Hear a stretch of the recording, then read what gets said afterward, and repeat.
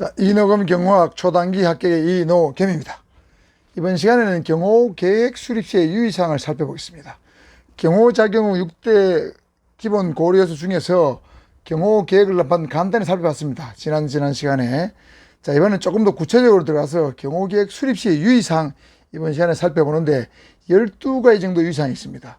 경호학 교재마다 8가지, 9가지, 10가지 나온 게 있는데 모든 교재를 토탈해서 제가 정리를 해보니까 한 12가지 정도로 정리할 수 있겠습니다. 이것도 시험에 잘 나오기 때문에 다음 중 경호계획 수립 시의 유의사항으로 볼 수 없는 것은 이렇게 문제가 나오기 때문에 자세히 한번 살펴봐야 되겠습니다. 첫째, 신중한 사전계획을 수립한다. 이거는 이미 말씀드렸죠. 경호계획은 한치의 오차도 실수도 용납되지 않기 때문에 사전에 아주 매우 신중하고 치밀하게 계획되어야 한다고 말씀드린 바가 있습니다. 두 번째는 융통성 있는 계획이 되어야 된다. 이것도 말씀드렸죠. 행사 계획의 변경, 악천 후의 기상, 가능성 있는 위협 등과 같은 비상사태에 대비해서 예비병력을 확보하는 등 융통성 있는 계획을 세운다. 자, 예를 들면 어떤 사람이 VIP가 방문한다. 그러면 옥내 행사가 아니고 옥외 행사로 가정하면 옥외 행사를 준비했다가 만일 그날 비가 오면 곤란이 되죠. 그러니까 날이 맑을 때의 계획, 비가 올 때의 계획, 악천후죠. 이런 계획, 이런 것도 같이 수립해야 된다는 것이죠. 그 다음 위협이 없다고 봤을 때하고 위협이 있을 때 봤을 때 또 달라지겠죠. 자, 그래서 각종 비상사태에 대비해서 여러가지 가변성 있는 융통성 있는 계획을 세운다. 셋째, 현장 답사를 사전에 실시한다. 당연히 현장 답사는 사전에 하죠. 현장 답사는 경호실, 경호처 기획요원에 의한 현장 답사와 선발 경호팀에 의한 현장 답사로 크게 나눠지는데, 자, 독단적으로 내려갈 때 현장 답사 말고 다른 경호위원과 합동으로 협조해가지고 현장 답사할 때는 합동으로 사전 현지 답사를 하는 것이 좋다는 것이죠. 그래서 완벽한 계획이 되도록 해야 됩니다. 왜? 합동을 해야 되는 이유는 경호처나 경찰이 경호에 관한 모든 요소를 종합적으로 입체적으로 다 하는 것이 아니죠. 각 경호 유관기관은 그 분야의 전문가들로 구성되어 있습니다. 그래서 그 전문가들의 도움을 받아야만 완벽한 계획이 되겠죠. 그리고 사전 현지 답사는 가능한 한 도보를 해야 됩니다. 반드시 도보를 할 필요는 없습니다. 가능한 한 도보로 하는 것이 좋고 꼭 필요한 장소에 배치될 병력도 현장 답사 시에 표시를 해야 된다는 것입니다. 네 번째, 사전 관계관 또는 회의 또는 관계기관 회의를 개최합니다. 관계기관의 대표자라고 구성된 회의이기 때문에 관계관 회의라 해도 되고 관계기관 회의라 해도 되겠습니다.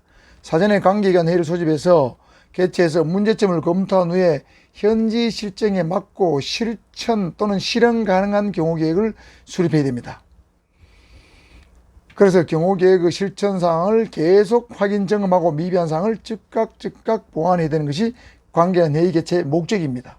현지 실정에 맞고 실행 가능한 계획을 수립하기 위해서 또 각 기관별로 추진사항이 있겠죠. 추진사항이 얼마나 잘 실천되고 있는 것을 계속 확인 점검하기 위해서 관계간 회의를 하는데, 관계간 회의는 대체로 관계기관의 책임자급 고위 공무원으로 보통 구성해서 개최를 하게 되어 있습니다.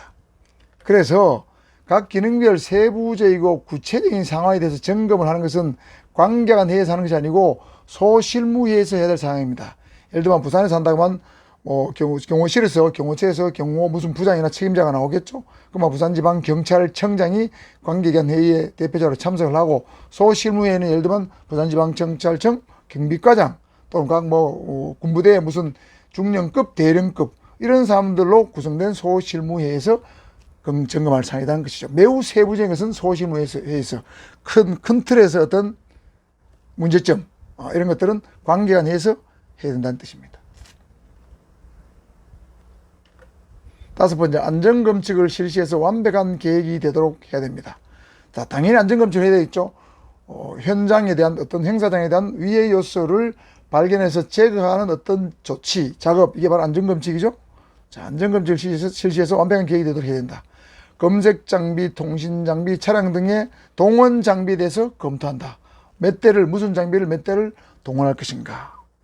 경호 취약 요소를 분석한다. 건물 등 시설의 구조도를 취득해서 구입해서 경호 취약 요소를 정밀 분석한다. 예를 들면 건물은 최초에 지은 건물하고 또 구조가 예를 들면 설계 변경이라든가 중간에 변경된 게 많이 있겠죠. 최신 구조도를 구해서 취약 요소를 정밀 분석할 필요가 있습니다. 경원의 수송, 급식, 숙소에 관한 지원 계획을 세운다. 자, 수송, 급식, 숙소 이거 굉장히 중요하죠. 경원이 편하게 먹고 자야만 경호에 전념할 수가 있기 때문에. 자, 지원 계획을 수립한다. 해안지역 경호 계획을 수립할 때는 예를 들면 VIP가 해안지역을 행차한다. 이럴 때는 해안지역 경호하는 것이 아니고 육해공 입체적 경호 경비가 이루어지도록 계획을 수립한다는 뜻이죠. 입체 경호 경비 계획을 수립한다.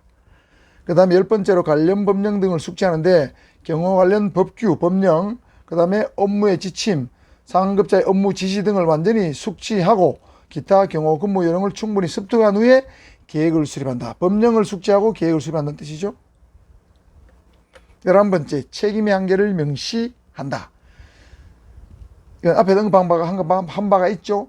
책임구역과 책임자를 지정하고 계획서 도면의 책임의 한계를 명시한다. 계획서 도면이 바로 부록이죠. 부록의 책임의 한계를 명시합니다. A구역은 누구 책임자 누구, B구역의 책임자 누구, C구역의 누구 명시해야 되죠.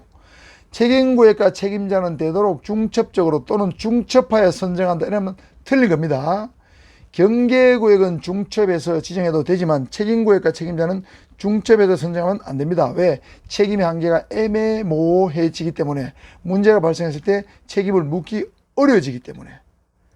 그리고 여러 사람의 공동 책임이라는 것은 대한민국에서는 누구의 책임도 아니다라고 생각할 여지가 있기 때문에 한계를 명시합니다.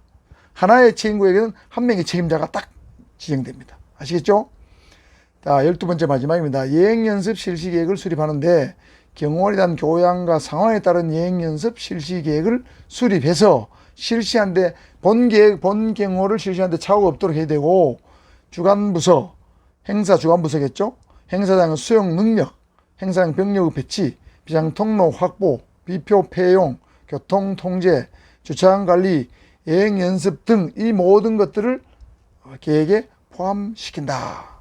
그럼 계획을 수립하게 되면 예행 연습 실시 계획도 동시에 수립해서 예행 연습은 언제 어디서 어떻게 한다 해야 되겠죠. 그래서 부산지방경찰청에서도 예를 들면 뭐 VIP가 김해 공항에 내려서 백스코로 온다고 하면 공항에 내려서부터 백스코까지 연도 경호 요령에 대해서 예행 연습을 본 행사 시작되기 전까지 뭐 3번, 4번, 5번, 6번씩 계속 반복해서 실시합니다. 그런 것들이 예행연습 실시 계획인데, 그런 계획도 최초의 계획 수립할 때 예행연습 실시 계획도 만들어서 거기 끼워 넣어야 된다. 이런 뜻이 되겠습니다. 자, 그리고 마지막으로 사전 경호계획 또는 경호계획 수립 단계를 4단계로 요약해서 살펴본다면 경호 대상자의 신상을 파악한다. 현장 답사 또는 현지 답사를 한다. 경호 관련 법령이나 업무 지침, 업무 지시를 숙지한다. 그 다음에 경호 계획을 수립한다. 이렇게 돼 있어요. 그래서 이걸 외워야 되는데 안 외우면 틀립니다. 시험에 가끔 나왔어요. 신, 현, 법, 계 이렇게 옵니다. 경호 계획 수립 단계를 요약해서 압축해서 표현한다면 신상을 먼저 파악해야 되겠죠. 경호 대상자가 누구인가, 로마 교황인가, 러시아 대통령인가, 일본의 뭐 천하인가, 영국의 여왕인가. 신상에 따라서 위협의 등급도 달라지겠죠. 인력 자원의 배분도 달라집니다. 그 다음에 현장 답사를 반드시 해봐야 되겠죠. 그리고 현장 답사 후에 경호 관련 법령이나 지침을 전부 다 파악한 다음에 그 다음에 경호 계획을 수립해야 오류가 없습니다. 신현 법계 여기까지 알아두시면 되겠습니다. 이번 시간에는 경호 계획을 수립하는 데 있어서 유의사항 12가지 살펴봤습니다. 12가지 살펴봤죠? 신중한 사전계획 수립, 융통성 있는 계획, 사전 현장 답사, 사전 관계기관 회의 개최, 안전검측 실시, 동원 장비 검토, 경호 취약 요소 분석, 지원 계획 수립, 해안지역 경호는 입체적 경호 경비 되도록 계획 수립, 관련 법령 등 숙지, 책임의 한계를 도면에 명시, 예행 연습 실시 계획까지, 여기까지가 경호 계획 수립 시의 유의사항 12가지가 되겠습니다. 자, 잘 이해하시기 바라고 이해와 땅에서 잘 암기를 하시기 바랍니다. 수고했습니다.